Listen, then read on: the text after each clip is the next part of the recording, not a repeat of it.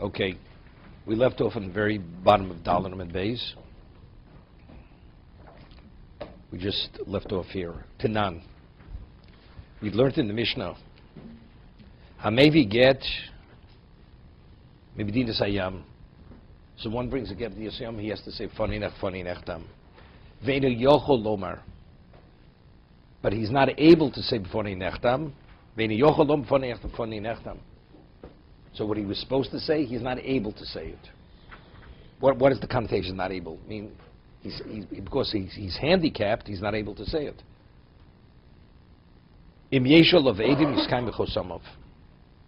If the witnesses who could substantiate, could certify the signatures, it should be certified by witnesses, and it's a valid get. So if he's not able to say it, so what does that mean? What is the reason why the shlich says funny nechtam?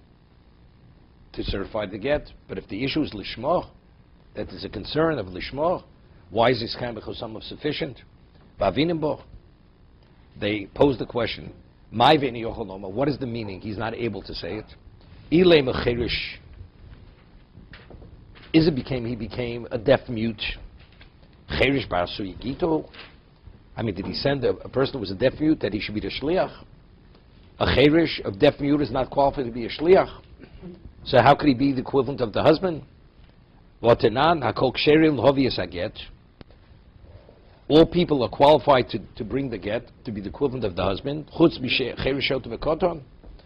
if any yochol lomar, he's not able to say the words, meaning he's handicapped. And if this would be the handicapped, he's not qualified to be the shliach. Omer Rav Yosef, what are we speaking about? When he actually gave the get to her, he was fully functional. He was a stable, qualified shliach. And as he was about to say pfonach, he lost his hearing. He wasn't able to speak. He became totally incapacitated. So he assumed a status of what he wasn't able. Because of an event at that moment, he's not able. So at the time that he gave it, he was a fully functional shliach. So it was the equivalent of the husband giving the get to the woman. But now that he has to make the statement, he has to certify the get, he's not able to. But what does it say? How do you compensate for what he didn't say? You get edim. L'ravanecha. So if the whole issue why one has sifon nechtam is only purely because you're not able to locate witnesses to substantiate the get, okay? So if he's not able to say it, you locate witnesses, he's kind of chosamov. It'll be certified by getting people who recognize the signatures. But the Rabbi Kasha, but according to Rabbi, it's difficult, because Rabbi, not only does the issue of forgery have to be addressed, even Lishma has to be addressed. So what is this kind of chosamov? It's not sufficient. He was Pikeach. When he actually gave the get, it's the equivalent the husband gave the get. But when it came to make his statement, his declaration, he wasn't able to. Is there any difference? I mean, this isn't even in shlichus, right? No, we addressed the shlichus. It's not a shlichus issue. He was a full functional shliach when he put it to get in her hand. She's divorced. On a Torah level, she's divorced. The issue is that he's unable to say So how do you compensate for that? So it says in the Mishnah, you locate witnesses, that's sufficient compensation.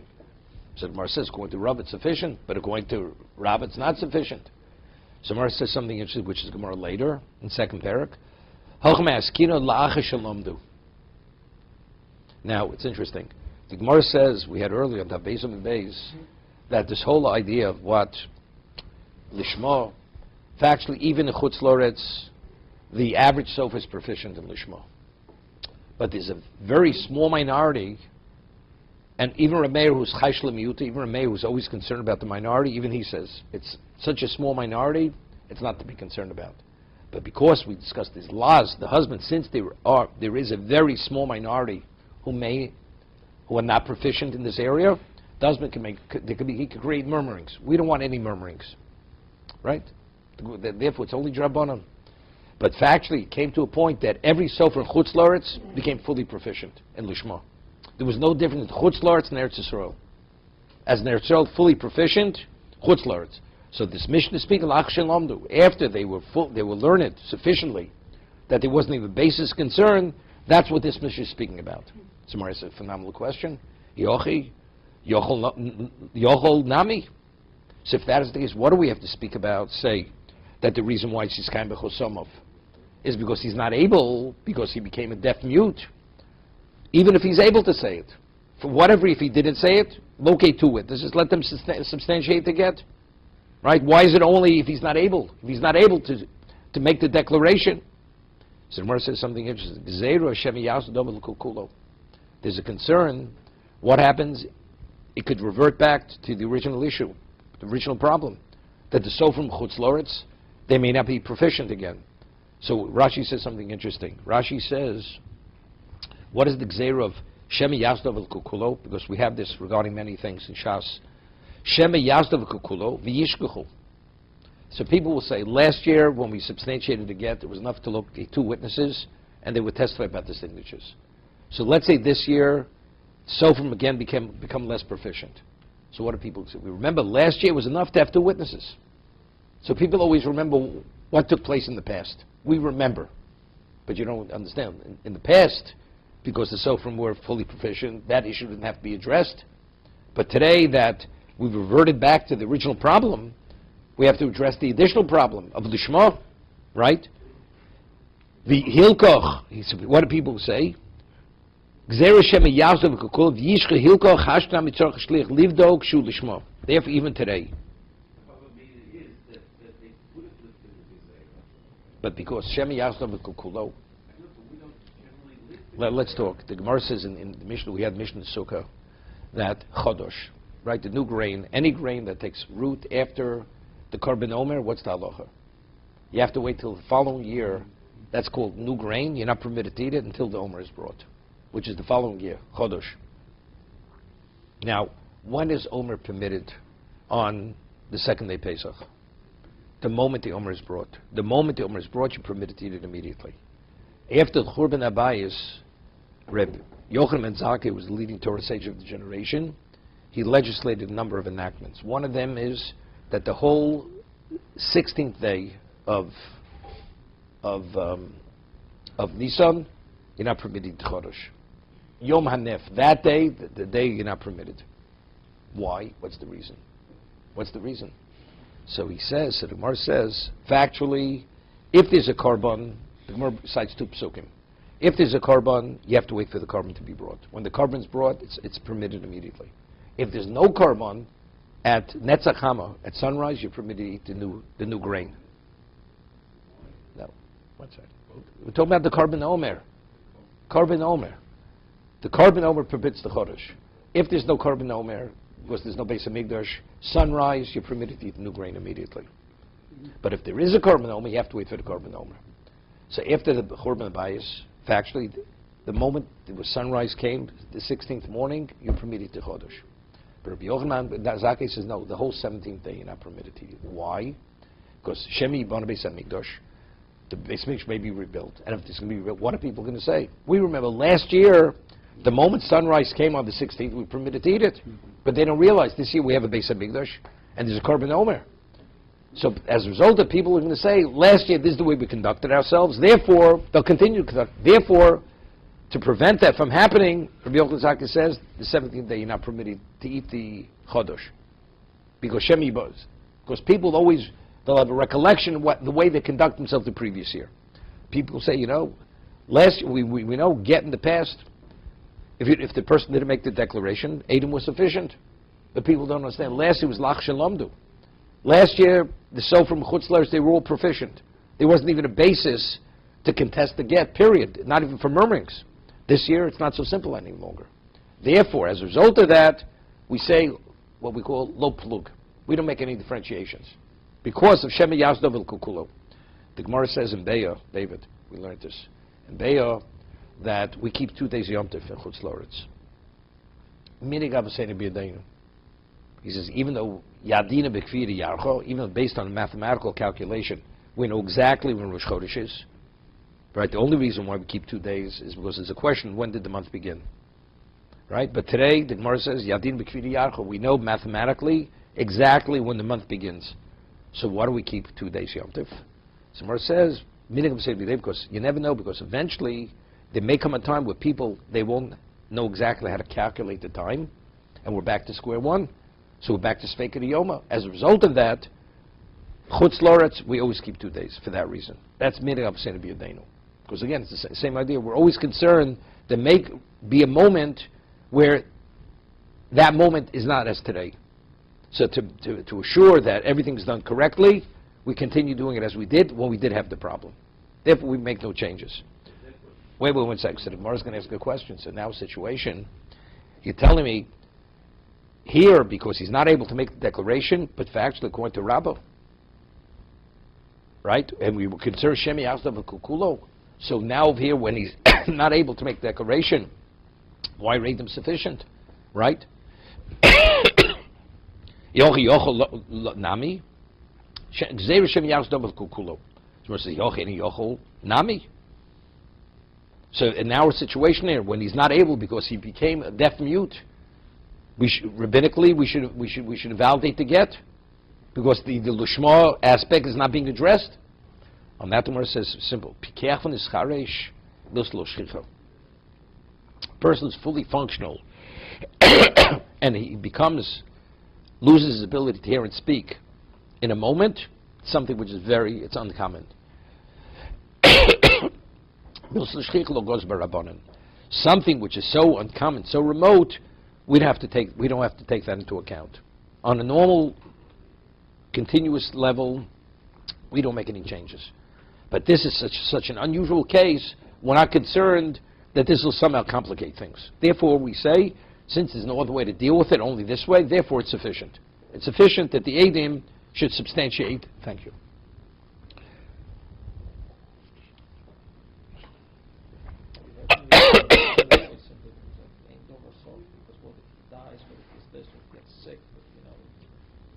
I always say a little knowledge is dangerous.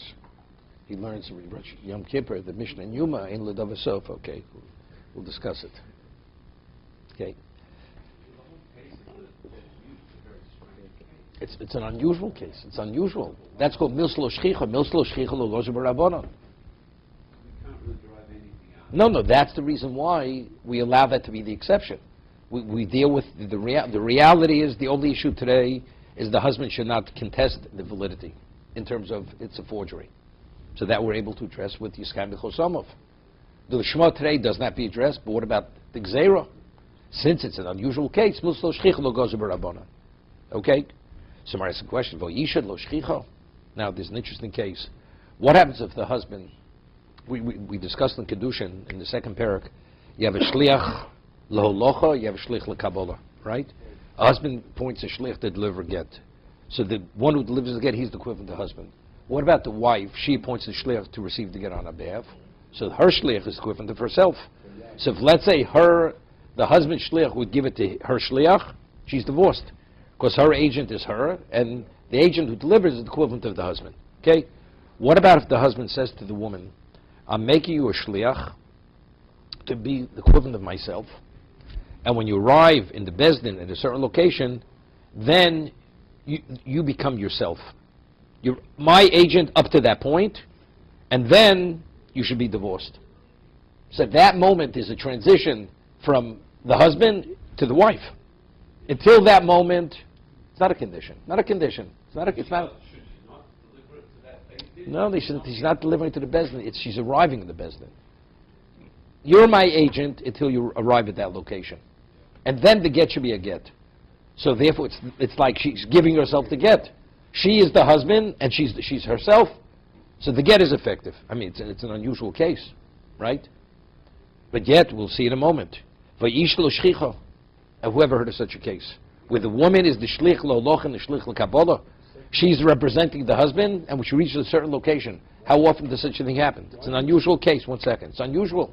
And yet, we'll see in a moment, when the woman, let's say she's coming from overseas with such a get, she has to come before the Bezdin, and she says, "B'foni nechtam." And if she doesn't, it's not valid. I mean, but it's such an unusual case. What do we say? We should say the same thing. If it's a question of substantiating it, okay, get witnesses, they'll substantiate it. But if Lishma is not an issue, and we say anything which is unusual, we're not concerned about what may happen in the future, so it should be valid. Tenan, isha atzma via gito, ubelvat shetzricha lo mefonei fonei nechtam. A woman could bring the get herself to be the equivalent, the representative of the husband, but she must say fonei fonei nechtam. Shelo tachluk b'shlichus. Not to make any differentiations, even though as unusual the case may be, she has to conduct herself as every other shliach. Not to make a differentiation in shlichus. Why isn't she divorced the second he puts the get in? Because it's up to him. He's the one who determines when the divorce takes effect. Now, so Gemara answers shlutach b'shlichus. Rashi says something interesting. It's true. The shlichus, the way factually she's functioning as a shliach. This is a normal shlichus, right? The application is an unusual application, but she's a shlich lo locha. She represents the husband till that point. Now she becomes herself. Once we start making changes within a shliach who functions as a shliach, what happens? It becomes confusing. That's what we call low plug. We don't make any differentiations. The case a person is a shliach, and now as a shliach you're not able to because he became a deaf mute, that's something which is very unusual. That's remote. This is a person functioning as a regular shlich lo locha. It's the application. But the actual shliach, she's a regular shliach representing the husband. As a result of that, once you make a change within that, it becomes confusing. So what happens if it should revert back to the original issue? We have a problem. Because today, the only issue that has to be addressed is what? To substantiate the document that it's not a forgery. But it could always revert back to what? When they're not sufficiently proficient in Lishma, and that becomes a problem. Now the Gemara asks a question. Ihochi, Balnami? Now the Gemara is a very interesting case. What about if the husband delivers the get himself? The husband comes from overseas, the get is written, and he divorces his wife in presence of witnesses. Does the husband have to say, B'fonei necht, fonei nechtam? So, fonei nechtam he doesn't. It's not a forgery. Right? What about Lishma? Lishma evidently he should. The man says, I didn't know, and there was a time and it could revert back that the sofer wasn't sufficiently proficient. So Lishma is always, it's an ongoing problem. So that's the question. Ihochi, Balnami, Aloma Tanyo. The husband should have to say, even if he gives the get himself Tanyo, Hu Atzmo Shevi Gito. When the husband himself delivers the get, Ain't Tzarech Lom Fonech Fonei Nechtam.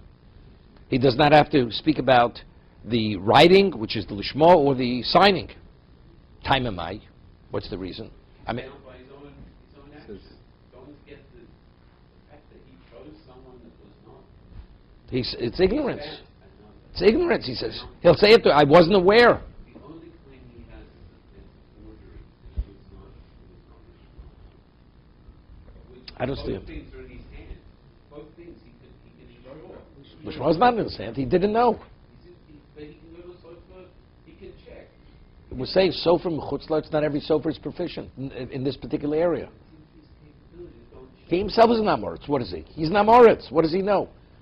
He wants to divorce his wife, goes to a sofer, he asks for a get to be written. The question is, why should he benefit from something that was potentially in his hand? It's not biyodo. Biyodo means I could have done something. Here we're concerning about the murmurings of the husband.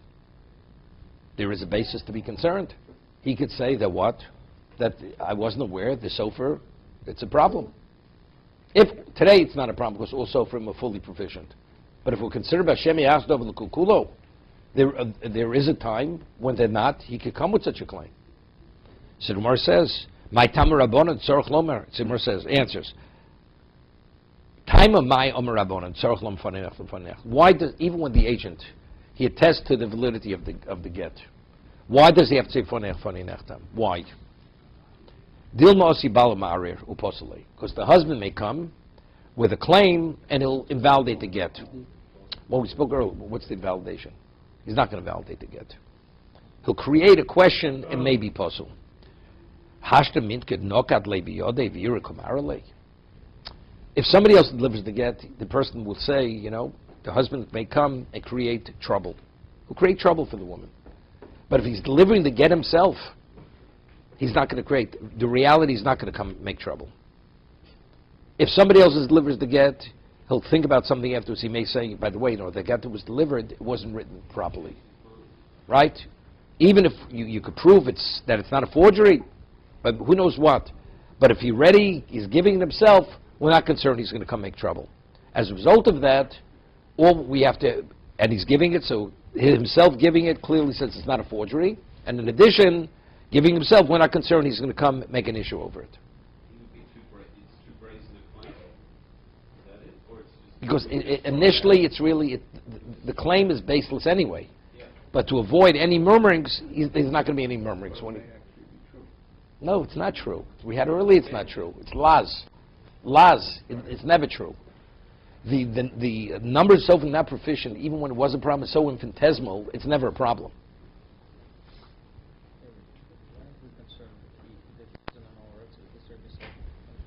The gift that was like founded in Oxford or pre-printed or whatever, and this would save us a problem. Like he says, one night, that it's Lishma. He's himself in the moment, and we might be concerned that He'd have to prove it. He'd have to prove it. It's such a remote case, that case, because the average person goes through a sofer. The average person goes through a sofer. Toshma. Okay, we're still dealing with Rabbi and Rava. Toshma. The boimne Shmuel Rafuna. Shmuel posed the question to Rafuna. Shnaim shiviu get midin sayam. What about you have two agents? Two people who are appointed to be agents to bring a get from overseas. Tzrichen shem fonenu nechta fonenu nechtam. Oh, ain't tzrichen. That's the question. Do they have to attest as a single shliach has to, or they have to say nothing? Or ain't tzrichen? That's the question Shmuel posed to Rafuna. Omar lei ain't tzrichen. He said no. They have to say nothing. Why? Interesting. Uma ilu yom fonenu girsha. Let's say these two witnesses. Let's say they come from overseas and they say, we witnessed the husband giving a get to his wife. Let's say they would say that. Milo memni, wouldn't we believe them? So when they deliver it themselves, it's no different than saying, we know they're agents. They have to do when they see the get being given by the husband to the wife. Right? Do they know it was written Lishma? All they see is the husband giving a divorce document to his wife. And that's sufficient. And she takes on a divorce status. So if they're saying we are agents to deliver the get, it's no less than that. So now the Gemara asks a question.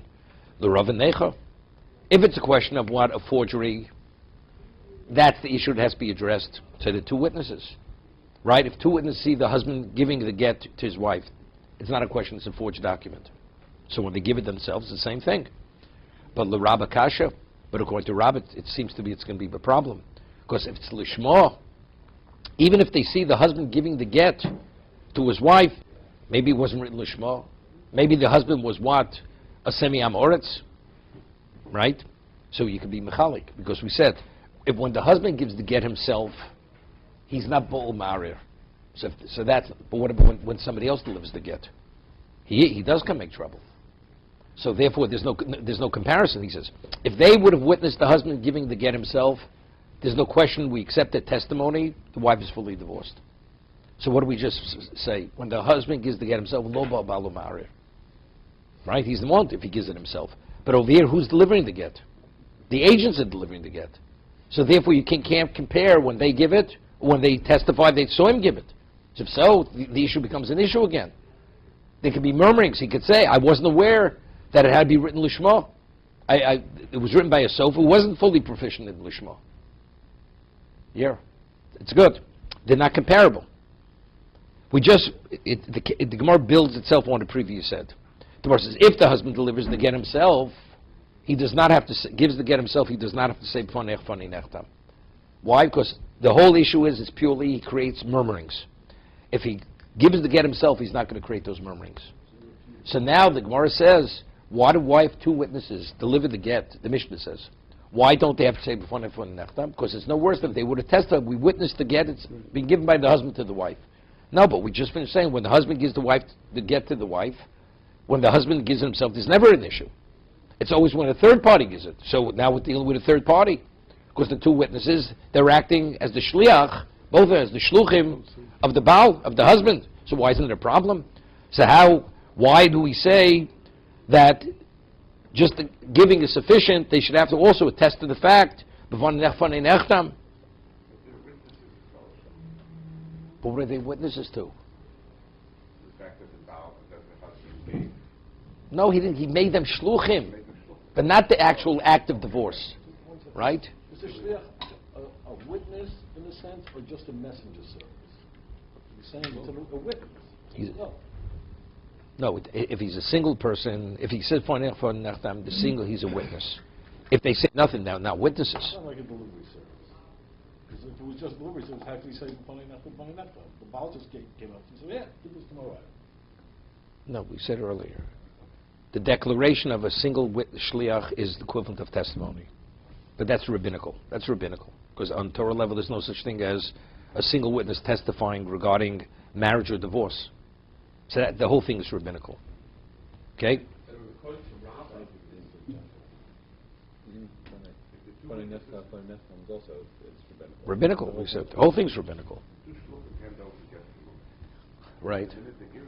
She's divorced. Without saying it, he said, so good. So according to Rava, it's very good.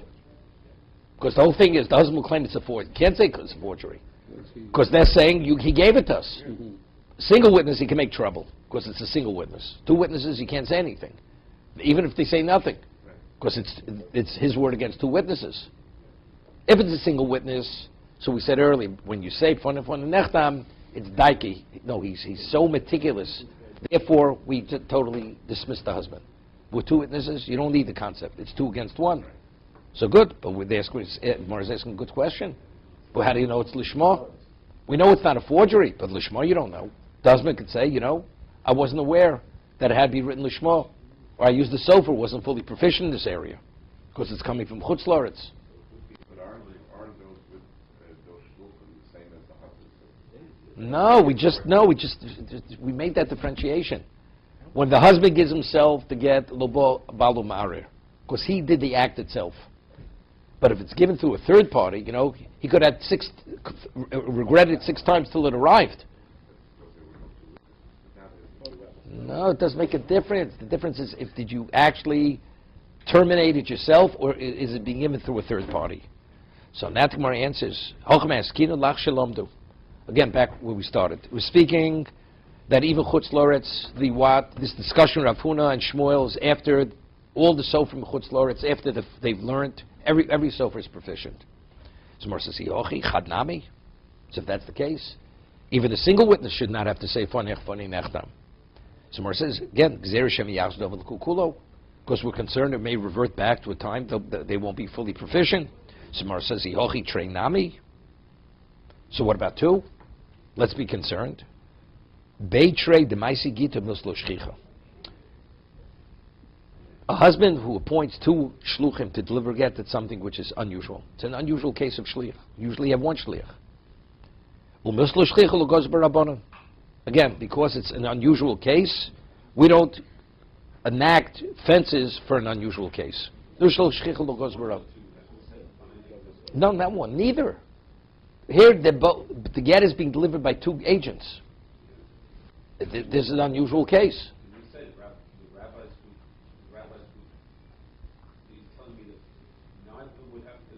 Neither.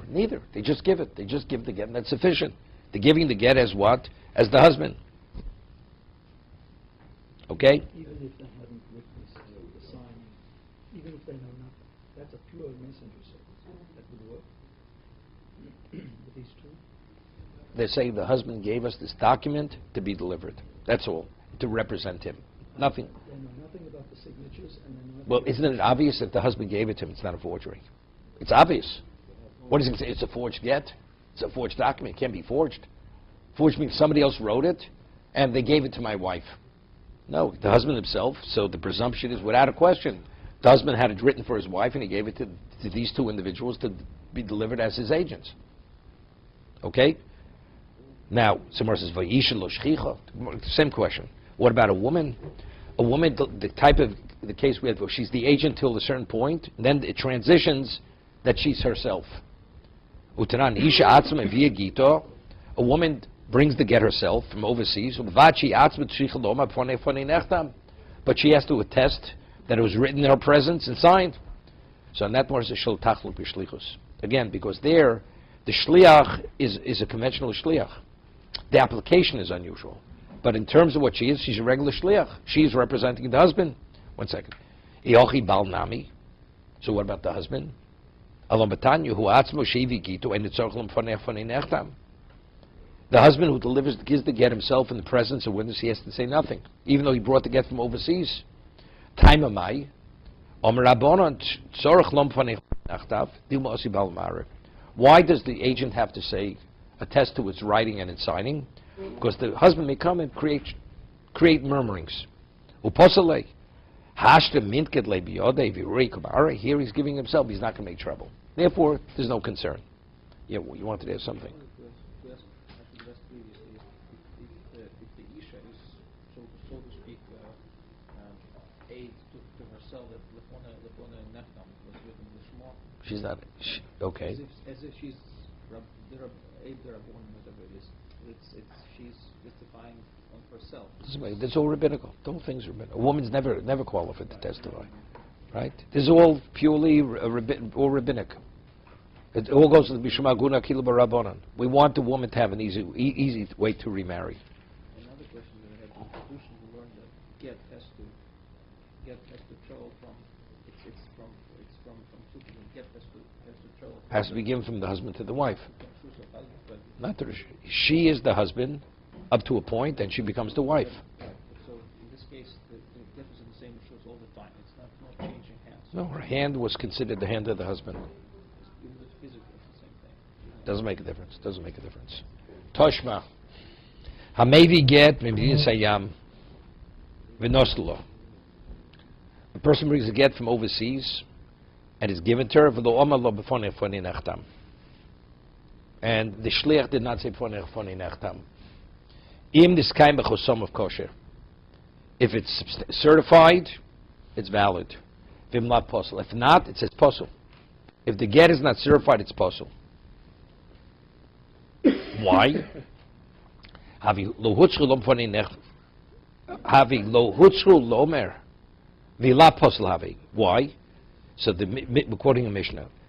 Because lo hutzru lo mefonei nechtav lachman. When a single witness comes and tests to the fact fonei nechtav, is that a leniency or is that a stringency? That's a leniency. We said, really, factually, you should have two witnesses. But because of the issue of aguna, because it's difficult to have to send two witnesses from overseas, we said one shlich is sufficient, and based on what he says, his say-so, we're going to accept that to be the equivalent of two. So the whole concept of fonei nechtam is what? It's purely a leniency. It's not a stringency. This is the Mishnah. It's what? Lo hutzru lo fonei nechtam lahachmir or that. It's not to be stringent with her. It's to be lenient. Okay, so now, l'rav necho. So if the reason why you have to have the declaration of the shliach is to certify the document's not a forgery, it's good. Factually, you should have two witnesses. But we rely on one, that's a leniency, not a stringency. So now, that for whatever reason it wasn't said, the shliach did not say fonei nechtam. And now I have bona fide evidence that the get is not a forgery. What should be worse? The shliach is a leniency. Two witnesses, that's what? That's on Torah level. Considered a certification. So why should we invalidate the get? So the Rabbi Kasha, according to Rabbah, that the issue, in addition to what? To certifying documents, a question of lishma. What does one thing after another? Two witnesses only validate the get that it's not a forgery. But in terms of the essence of the get, of lishma, they're not addressing that. So more answers. We're speaking here after also from are fully proficient. So more answer the question. But we already said, even though they're proficient, there's always a question. It could always revert back to the original situation. So therefore, we always maintain the stringency. So if that's the case, why don't we invalidate it? We should, even if you have witnesses testifying to the validity of the get, that it's not a forgery, but we have to still deal with the lishma aspect, and that's not being addressed. So more answers something interesting. Kishin Nisis. Speaking about that after the get was given, she married. So she married. If we force it to divorce, what is it? It's a question of saying she's an adulteress. The whole issue is purely rabbinical. So once she's married, we're not going to force the husband to divorce her. We're only going to address what has to be addressed today. What has to be addressed today? That it's not a forgery. The other issue is Shema Yazdov L'Kukolo. It may revert back. Factually, today it's not an issue. Lishma is not even a question. What's the concern? It may revert back. So as long as we're able to substantiate the present issue, which I am through witnesses, I allow them to remain married. If they were not married yet, I would not allow them to get married, unless we address the Lishma issue. But now that, Simar asks a question, if that is the reason, as we're saying, because she married, don't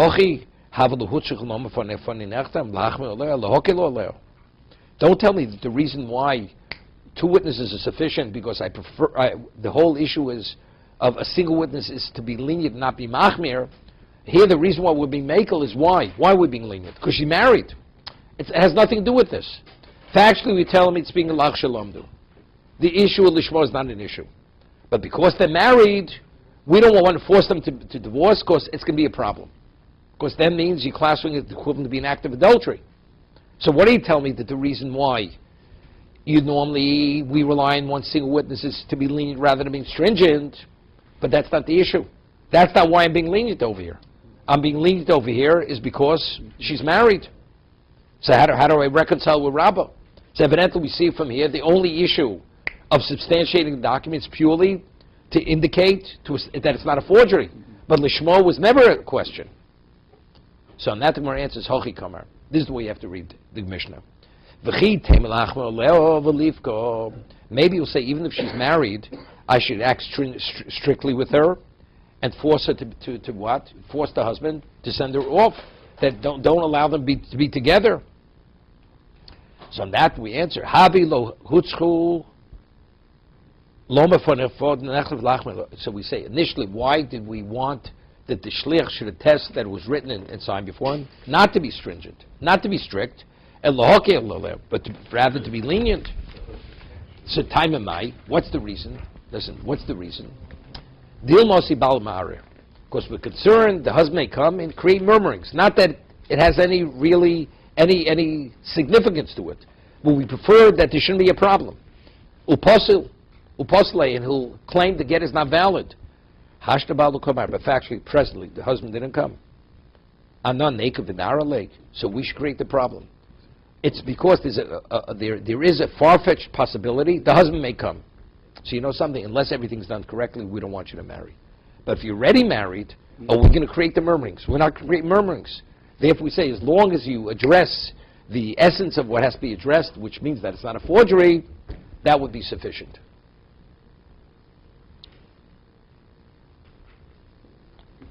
To be continued.